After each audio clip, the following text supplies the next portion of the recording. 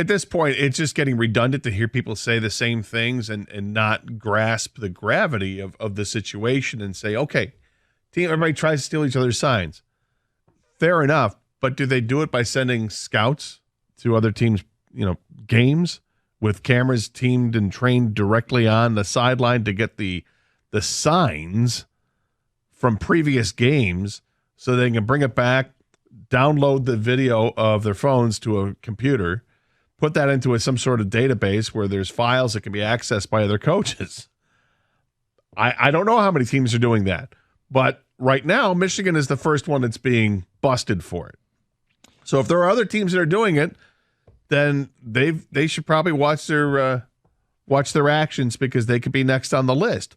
But right now, who's first on the list? It's Michigan, and you can't turn that blind eye to it. And I think I've been pretty good about keeping my greenness about me with being a Spartan, and trying not to pile on with this, because I do believe that you need to let the process play out. Let the evidence come forth. And for most of the last week, up until the last couple of days, we haven't had a whole lot of evidence presented. There have been some stories and rumors, but now there's reports, and reports are different. This is stuff that comes. And now the NCAA is actually at the University of Michigan, or they were at Michigan this week, or they're still at Michigan this week, doing some interviews with people and trying to get some, electronic devices and see what happened there.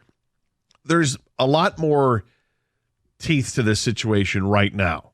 And every day there seems to be another news dump about this case that makes it worse and worse for Michigan.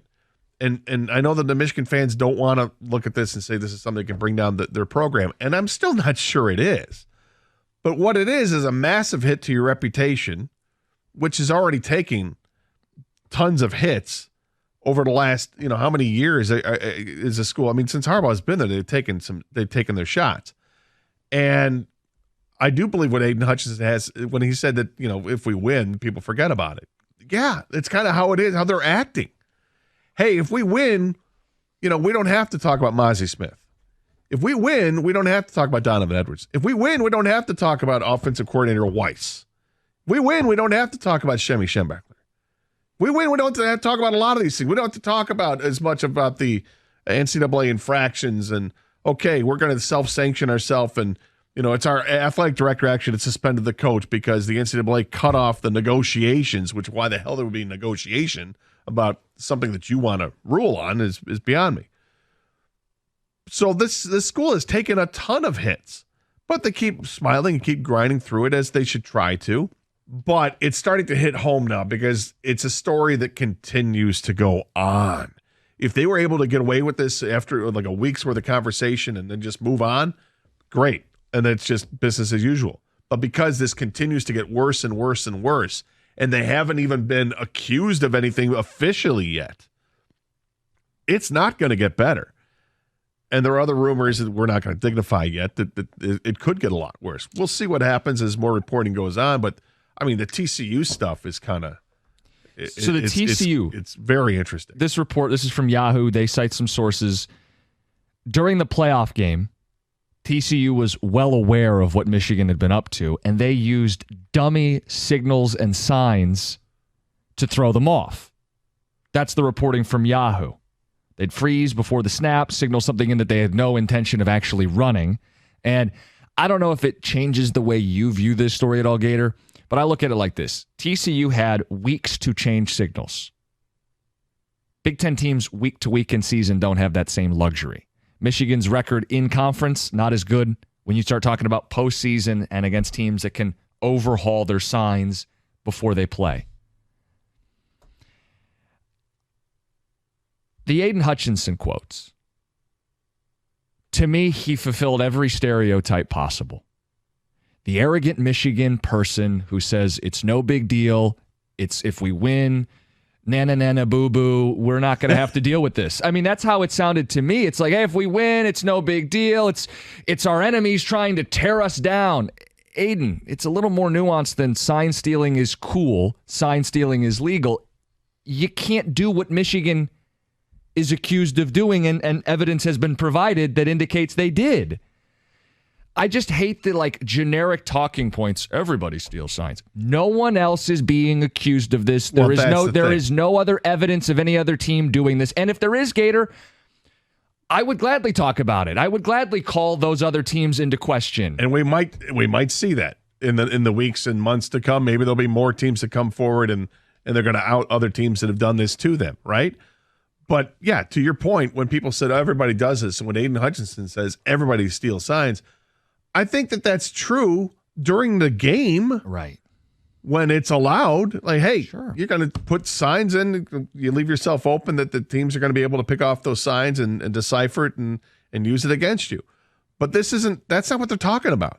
They're talking about sending scouts, interns, analysts, whatever you want to say, sending people in high volumes of games where they even have a money trail, thanks to Venmo and other things that show that this was likely taking place. Yeah, when the Washington Post story came out and you have records, budgets, travel plans, $15,000 this year alone spent to facilitate proxies and agents of the university to go out and collect this information against NCAA rules.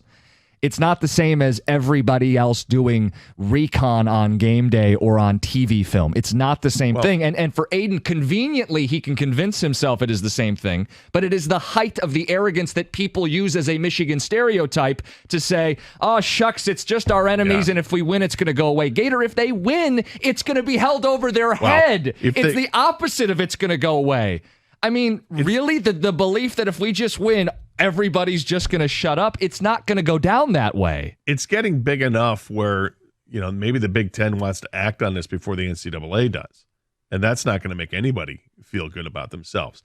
It's getting big enough now where even though I think it could be easy for the Michigan coaches to tell the players, don't let this be a distraction. This is nothing. This is about something external to what you guys on the field do. You guys are working your ass off. I can make a great speech in front of the players and get them fired up, I think, and it's easy. But the more this goes on and the more bombs are dropped on a daily basis, the more it is for this potentially to become a distraction and derail your idea of having this phenomenal football season. I have no doubt that Harbaugh will spin this the way that all high-level coaches do. Kirby Smart convinced the Georgia Bulldogs a year ago that they were somehow underdogs as the reigning national champs. Jim Harbaugh says this is a target. Now, I think it's a target that they have placed on themselves by acting out of line, but I absolutely believe he will use it as a motivator. That'll be the message in the locker room is they hate us because they ain't us. Right. They want to tear us down, and we aren't going to let them. We're the holier-than-thou Michigan, and we didn't do anything wrong, and they're the bad people, and we have to prove them wrong. He's going to use it as fuel. It doesn't mean it's true. And the number of people online and on phones and just in the fan base that eat this stuff up, it's like, guys, you can be a winner, but you can't claim the moral high ground when we have reports to the contrary. And frankly, they haven't been able to claim the moral high ground for a while here. This just keeps adding to it. And I know that there'll be people that say, okay, well, who commissioned this report in the first place? That's fine. I'm curious about that too. But you know what? It doesn't matter if it's true.